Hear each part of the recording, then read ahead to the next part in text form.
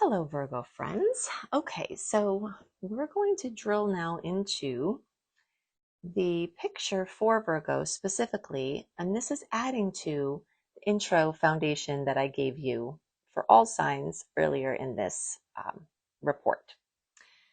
So, this is for you if Virgo is your sun sign, your moon sign, your rising sign, or any other Virgo placement you're listening for. What I'm going to talk about here is part of your astrological picture. Very late degree Virgo friends, so birthdays like September 15th through the rest of the sign, or Virgo degrees like 23 degrees through the rest of the sign. I suggest you additionally listen to or watch my Libra report, as your very late degree friends will benefit from both readings. You can also search for how to run a free birth chart online. And once you have your birth chart, you can watch the reports for your sun sign, your moon sign, and your rising sign. And these will all be different layers of the astrological stories for you at this time. So the first thing that I'm looking at here that I'm excited about is Mercury will be getting into Capricorn pretty quickly. The sun is there. Pallas Athena is there.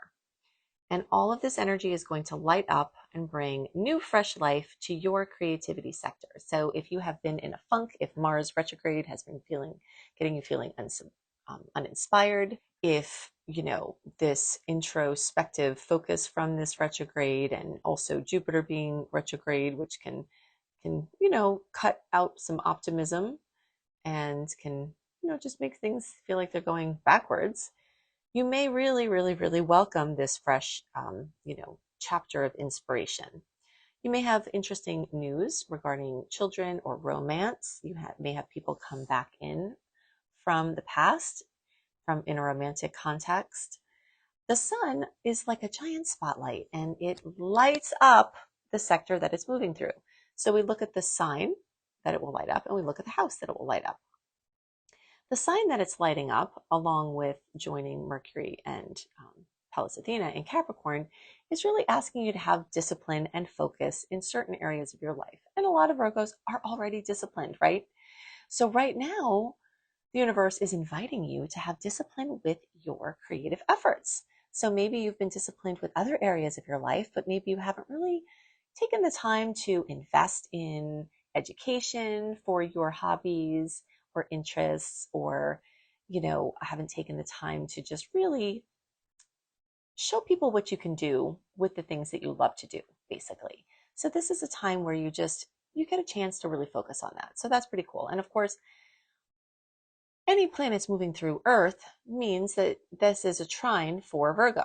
Okay, so the trine is the most favorable aspect in all of astrology. So these are just sweet spots. And this is the time of the year when this happens. You may even notice a trend that you get makey in January, that you get inspired, you get crafty, you get ready to, just have a little bit of fun and lighten up, which is kind of ironic because, Capricorn is not very much about fun, but the fifth house in Leo is. And for Virgo, it is. So it's like you almost get disciplined about fun at this time. So you've had since 2008, Pluto moving through and sort of possibly wreaking havoc in your romantic sector, in your children, your creative babies, for better and worse. Pluto represents birth and death and transformation and rebirth. And since 2008, it has been causing you to, with the theme for Pluto is grow or die, basically. You might feel that way. You're like, oh, I keep getting pushed and pushed and pushed and pushed. And now Pluto has left. So something that, and this is true in the whole house chart, okay? And this is true for, all the early degree people and middle degree people. Late degree people, same friends who I said I suggest you additionally listen to my Libra report, like September 15th to the rest of the sign, 23 degrees to the rest of the sign. In your Placidus chart, you may still have a little bit longer of Pluto being in your fifth house, okay, for better and worse. So that's just a heads up. That's a layer of truth if you're a Placidus chart follower. Okay, so now where Pluto is going is about your pets, your animals, your relationships with animals, your Virgo house, basically, discipline, your work, your daily routine, and your office work or your self-employment work. So now Pluto is setting in this direction for 20 years of redoing all of those things. And that's in the long term. But in the short term, we've got the moon there at the beginning of the month. It will be there again at the end of the month. On the 29th, we've got the new moon at 10 degrees of Aquarius. We've got Ceres there. Venus is there for a short time at the beginning of the month. The sun will get there towards, after the third week of the month. And just basically a lot of energy there. So fresh infusions of energy also into your daily routine. So the combination of structure of Capricorn and new innovative things of Aquarius can mean that you are refreshing all of your standard practices. Whole new systems in your house, new ways of doing things, even things as simple as driving a different way to work can actually activate new neural pathways in your brain, which can open up your reticular activating system to new possibilities that are around you. So this is very much a time for fresh new things, even though our new year is a little bit sleepy from Mars being in retrograde. All right, so you'll feel Mercury wake up in a big way because the post-shadow period ended January 3rd. So in that way, it will feel very much like a new year. And, you'll see these lines of energy where you can start implementing new things, which will be very exciting. Into 2026, you're still in this very strong building process from 2023 to 2026 of building relationships from the ground up. Things that matter, things that last.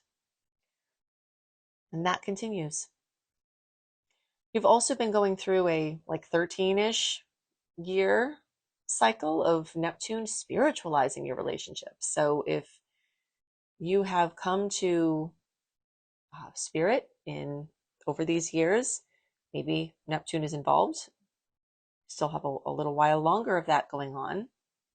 And then, of course, once Saturn and Neptune move out of Pisces, they move into the second placement of relationships, which is the 8th house. And so it will just continue the work that was done here. But you're basically, Virgos are in this long-term process of building relationships that matter on spiritual foundations and on showing up for people and them showing up for you. So that is just something that's ongoing. So I mentioned in the report, summary in the beginning that we are back in eclipse season. So this month, especially the second half of the month, you may start to notice the two polarities of eclipse cycle that we're working on are activated again. So we've had a little bit of a lull, a little bit of things kind of moving, back under the rug. And now in our eclipse season starting, so eclipse season is very strong in March and April, but starting towards the end of January, the 4 to 6, sometimes 8 weeks before the actual eclipses, things start to get all jacked up again. So the storylines we have going on here are the last me-we eclipse cycle of Aries Libra, 2023 to 2025. And specifically for Virgo, that activates your second house of Taurus and your 8th house of Scorpio. So my stuff, our stuff, me versus we. So you're going to see those stories come up. And then, of course, being a Virgo, you are actively in an eclipse cycle with your sign. So from 2024 to 2027, you are very strongly going to the next level of me versus we. So this whole story of your relationships and redoing everything and, shifting things around and experimenting and clearing stuff out and upgrading and moving up octaves in your relationship space, in your relationship with yourself, this is all happening. Your home and family are going to get a big focus the days around January 13th with that full moon at 24 degrees of Cancer. And this can bring fullness, completion, fruition, drama, elucidation from that space of your home, your housing, your family, ancestral information. And specifically for Virgo, this highlights your 11th house of Aquarius. And of course, we already talked about Aquarius because we have all of those energies in the sign of Aquarius. So this is a very, very Aquarius month for everyone, but there is also some additional energy there from this full moon. And this has to do with your social networks. You as a member of a group, you as part of something greater, you in, a futuristic focus, looking beyond the present time and into the creation of the unknown and the beyond. It's important to know for Virgos that is an ongoing thing that will continue to get deeper is that with the planet Uranus moving at a late degree, meaning it's getting closer to where it's going next, which is Gemini, it is getting very close and has been activating one of the major cusp points or polarities in your chart. Okay, so I'm going to show you what this looks like. In the YouTube version, I'll just describe it for podcast friends. There are 4 lines in a chart that have even more importance than other points in the chart. These are the big 4. It's the 1st house cusp, the 7th house cusp, the 4th house cusp, and the 10th house cusp. If you're looking at the chart physically, you can see the lines are actually darker between these houses, and they hold a lot of weight. So for some time now, this building of unpredictability, of surprises, of shakeups, of things related to Aquarius, because Uranus rules Aquarius, of things coming out of the blue, of unconventional, have been moving into your work sector and your parents. Some shakeups with your parents, some surprises, for better or worse, some shakeups to your home, because when Uranus is in near the 10th house, it opposes the 4th house cusp. So, we are on a planet of duality. And when we experience astrological transits, we can see the duality that's intrinsic in the human experience. Now, I do believe that we can transcend our dual experience while still being informed, and that's what the great teachers are teaching us how to do. But, there is still some semblance of trying to understand things within polarity. So your home versus work sector is in for a great shakeup, and that is going to continue building. But you will have noticed it likely already, because from the whole house perspective, this is affecting all Virgos. From the Placidus house perspective, you early degree friends, so basically August born, or 0 to 10, 0 to 8, 9 degrees, you all have been having a lot of extra unpredictability in your home and work sector. Okay, so best thing to know about Uranus is to just be friends with the instability and try to view it as excitement and greet each new day with presence and seeing what exciting things may happen and just doing your best to roll with it and developing your spiritual strength. Okay, so in a material realm, everything is movable. Everything's moving. The earth is moving. The path that the earth is moving on is moving. The universe is moving. Everything is moving. All the cells in our body are moving. So the only thing that's immovable is spirit, the strings that tie everything together, and our connection to spirit. So one of the things that has really helped me when I was going through some very tough Uranus transits, I moved like 17 times in a shorter time than should be for 17 moves. We'll just put it that way. I started to really understand. Spirit was explaining this to me. Okay, find your stability in spirit. And that is your anchor. And that can help you guide through. But I just wanted to kind of speak to this because this is happening for Virgos. And the more you understand that, the more you can put this into context.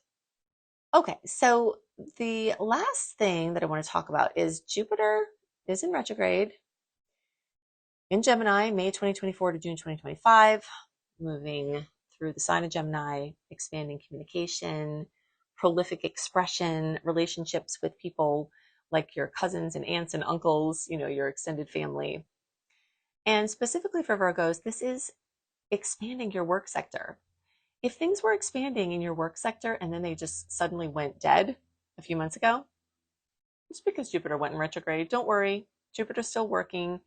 And when it comes alive again next month, you'll start to see that a lot of the things that seem like they were gone forever will come back to surface again. I like to think about Jupiter as, really all outer planets do this in a way, but if you ever have seen a skyscraper being built, I grew up in New York City, so I watched this a lot. I didn't know astrology at that time, but I've come to understand it this way. The taller you want to build a skyscraper, the deeper you have to build your foundation, because those things are tall and they blow around, they move. And if you don't want them to fall, you have to have a strong foundation. So if you have been expanding and the universe senses that there's something that needs to be tweaked in your foundation for you to grow higher, skyscraper to build, then those things are getting tweaked while Jupiter's in retrograde. Okay, so don't stress if some things have gone quiet between Mars retrograde and Jupiter retrograde, and then of course the recent Mercury retrograde. You're building. Some things are working internally, some things are working behind the scenes, but get set for your work career, place out in the world, your public life, if you don't need employment, things involving your family, to move forward in a very big way here pretty soon. And you might start to get the hints of that here this month, but it will really become noticeable soon. Okay, so if you resonate with my work, like, subscribe, click the bell, and enable notifications to make sure you don't miss anything from me. I'm about to go on a more regular posting schedule, so you won't miss anything if you do all of those things. If you 8-degree Virgo, as I talked about, stay on and listen to the next report for Libra. And if you haven't run a free birth chart already, look for how to do that online. Then you can come back and watch your sun, your moon, your rising. And these layers are all pieces of your astrological picture. We are so much more than just our sun sign, and our viewpoint of the stars and our experience of the stars are so much more than just our solar view. So you can get, more layers into those dimensions if you are a deep dive seeker that way. If you love my content and you don't want to miss anything that I post and you want all of my content early, then go to anniehelpsyou.com, put your name and email address in there, click receive, you'll get a welcome letter, and in the welcome letter you'll get VIP access to my eclipse resource page, my retrograde resource page, my zodiac health tips, my 28-day very powerful virtual coaching program, and you'll get weekly astrology updates with all of the information that can help you make the most of the starry transits, including 1 month early, my monthly written star report that has the sweet and salty dates. These are the dates to be most awareful and careful of, and the dates to celebrate the most and plan your important things. And you get all of that as part of my VIP. Plus, podcast menus, and I know for sure YouTube don't always notify you whenever I post new content, even if you're subscribed, even if you click the bell, even if you enable notifications. So if you want to be sure that you don't miss anything from me, then the best way to do that is to be part of this VIP group, because I will let you know as soon as I have anything posted, and you will get early access to all of it. I also sometimes have private promos for my VIP group that the public never sees. And if you want to study astrology with me, go to www.beastropro.com, beastropro.com, to see my astrology certification course. If you want to learn astrology to help yourself and your friends, or you want to earn money, that is my specialty. I can tell you how to make your astrology practice work and earn money from your love of the stars. I hope you have a wonderful month, and I'll see you next month. Bye.